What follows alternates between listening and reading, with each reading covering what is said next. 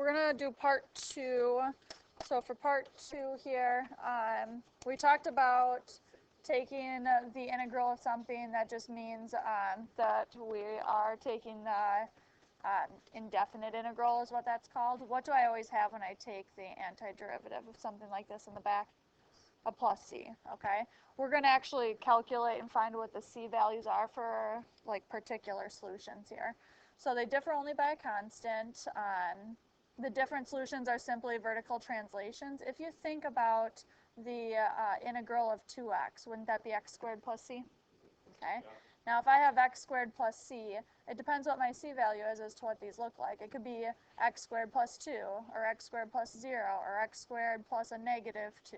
So it's going to be a bunch of parabolas, and do you see how they're just vertical translations of each other? Okay, so the family of functions would just be, you know, an infinite number of parabolas that go up and down all the way, okay?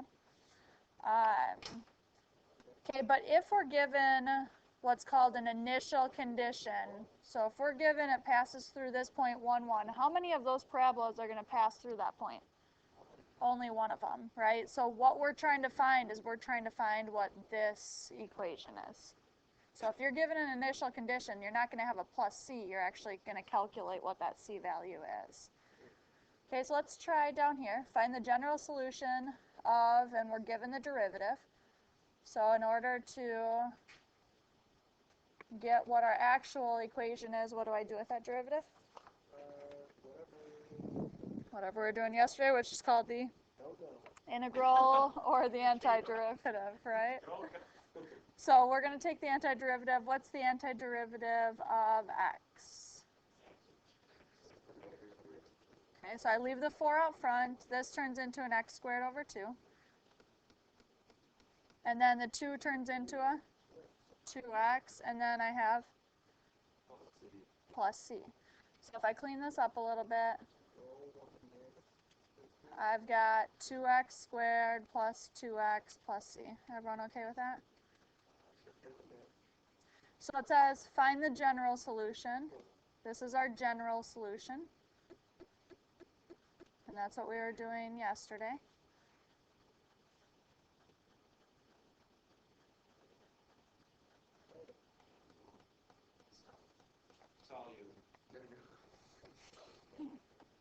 Okay, now the other part here, we're given an initial condition. If you're given an initial condition, you're going to plug that in to find what our c value is for that particular case here. So what I'm going to do is I'm just going to say at the point, what would be the x and what's the y? 1, and the y is 8. So I'm going to plug 8 in for the f of x, so I'd have 8 equals, and I plug 1 in for the x's, so this would be 2, and I'm just going to plug it all in so you can see all the work here. And then can't you solve for what c is? Pretty easy, right? So this would be 2 plus 2 is 4 plus c. So my c is what? 4. And then I can write my f of x here, but instead of plus c, I'm going to put plus 4.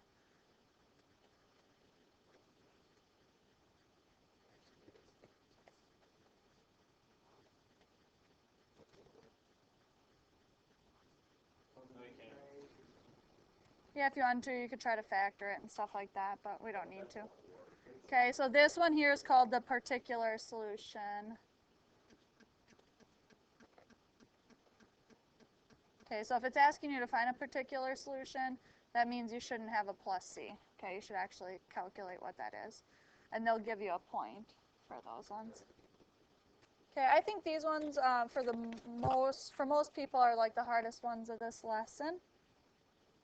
So starting here, it says derive the position function if a ball is thrown upward with an initial velocity of 32 feet per second and the initial height is 48 feet.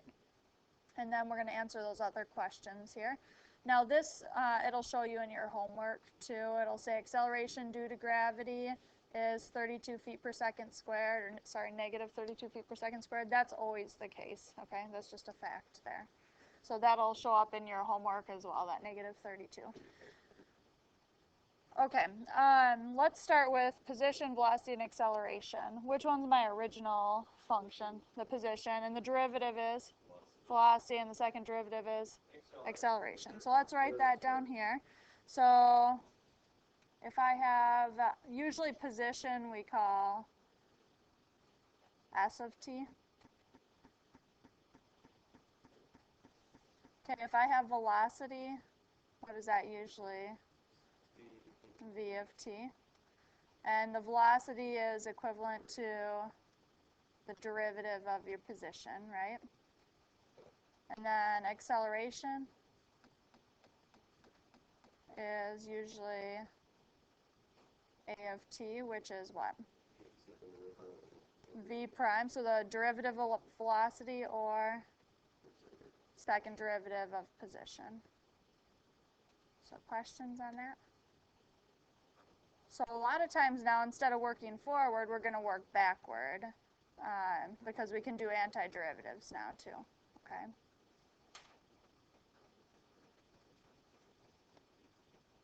So questions on that at all? Okay, so I'm given the acceleration is negative 32, right? So that's what I'm going to start with here. I'm going to start with my acceleration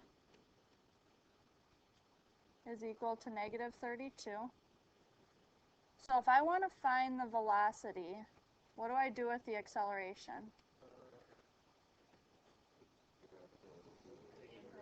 Antiderivative. So I'm going to write that as the integral of A of t,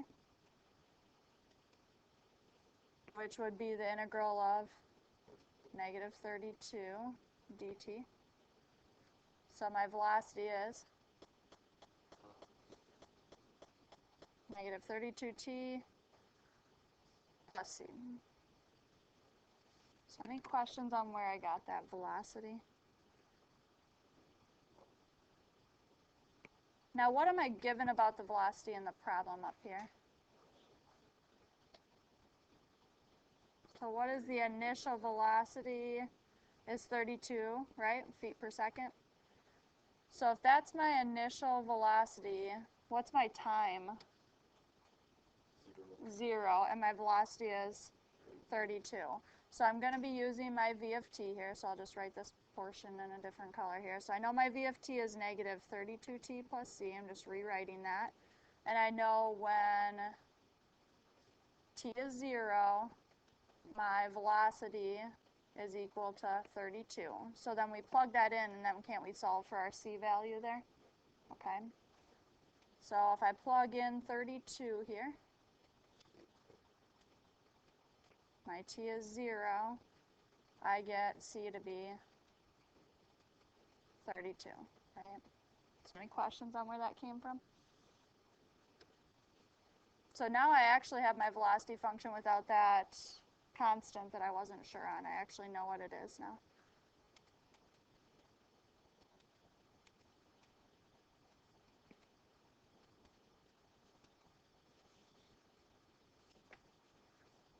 And that's not exactly what I'm looking for.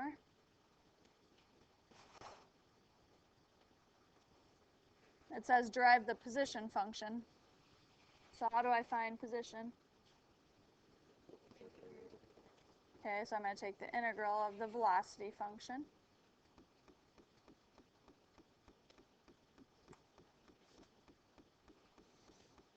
So let me slide. There we go. Okay, so that's going to be the integral of this negative 32t plus 32.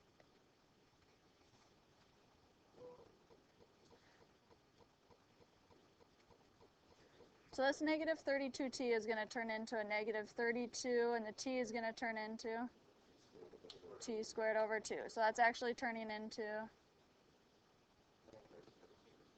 negative 16t squared. And then this turns into a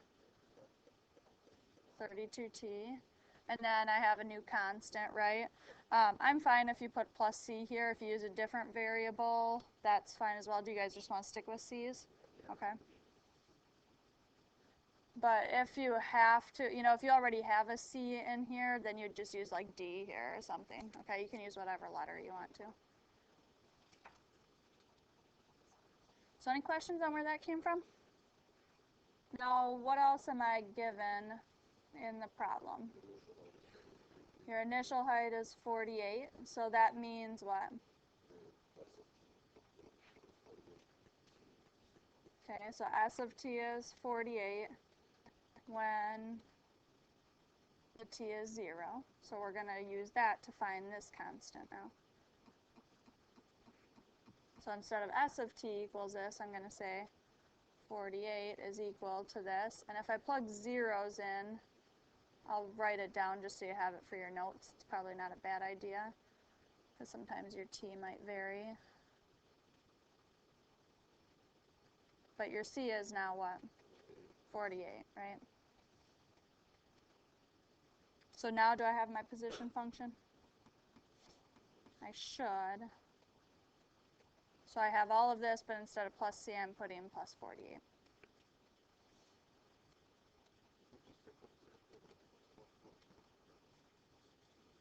Yeah, I mean, that'll happen a lot in these ones, because this always starts with a negative 16t squared.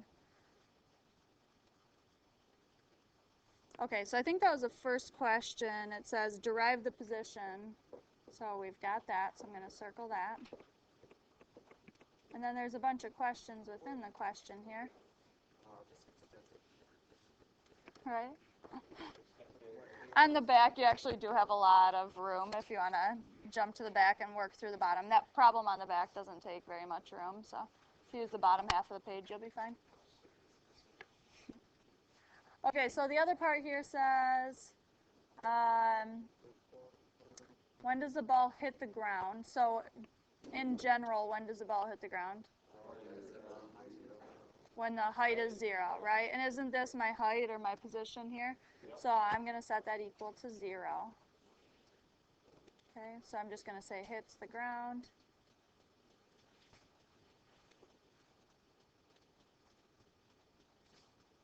When S of t equals 0, just because it might come up in another problem you do later on. So I can pull a negative 16 out of everything, right? So I'm left with, this would just be t squared. This would be minus 2t and then minus 3. And then let's try to factor that.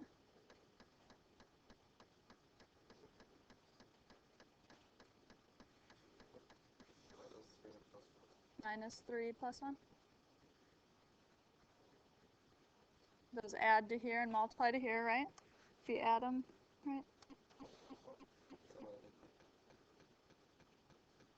So now this piece is going to be t is equal to 3, and then this piece would be t is equal to negative 1. Does that really make sense for the problem? No. So that one, we're going to cross that off, okay? Okay, so let's make sure we answer the question. When does the ball hit the ground? So hits the ground, t equals 3 seconds. Hits the ground, 3 seconds. So that's the second answer there. And then the third part here, with what velocity does it hit the ground? So I'm going to obviously have to use my velocity function here. And what am I going to plug into my velocity? I'm going to plug in my 3, right? That's when it hits the ground. So velocity here at 3 is going to be negative 32 times 3 plus 32. So I get negative 64. Can velocity be negative? Yeah, if it's going down, it's negative, up is positive. And my label for that would be feet per second.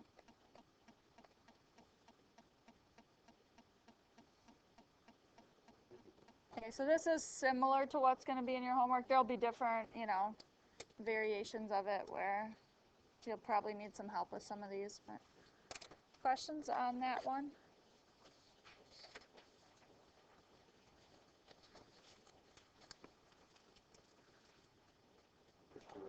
Okay, so last one, marginal cost. So marginal cost, if you remember, is the derivative of the cost. Okay, so it actually clues you in on that here, but if it just tells you the marginal cost is blah, blah, blah, that means that's C prime, okay? So we're given marginal cost is this, and it costs $40 to produce 1 unit, and find the cost of producing 200. So what do you think I'm going to have to do with this derivative? Take the integral, right? If I take the integral of my C prime, I'm going to end up with my C, right? So let's take the integral of this.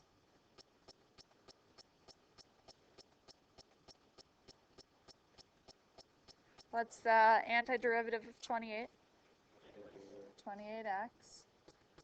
And then this 0.02 just hangs out, and x turns into x squared over 2. So if I clean that up a little bit, let's put the plus c there so we don't forget it. Okay, if I clean this up a little bit, I'm given my cost function. So I've got 28x minus, what would that be? 0.01x squared, and then plus c. So how am I going to solve for my plus c here?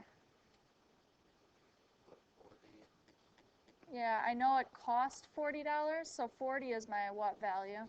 C of x, so I know C of x is 40. When what? When x is 1. So we plug 40 in here, and plug 1 in for all the x's.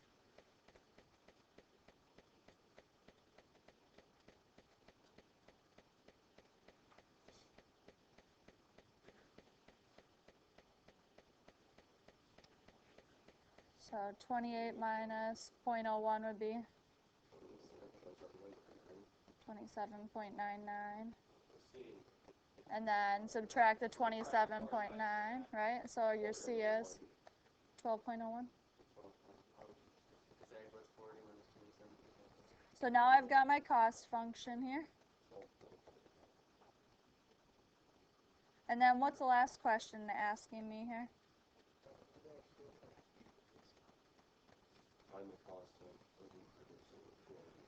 Okay, so find the cost of producing 200. So if I'm trying to find the cost of 200 units, what do I do with the 200? Just plug it in, okay? So I've got C of 200. Okay, because this is your cost function here, right? And we're trying to find the cost of when my x is 200.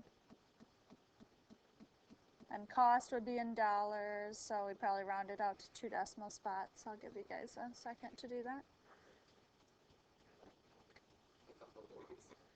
5,212 point what? 01. Is that what you guys are getting? And that was really the only question in this one, right? Find the cost of producing 200, so this would be my answer for this question. Okay. Cool. There's your assignment there. So this chunk here, you only have to do evens. For this part here, you're doing all of them, okay?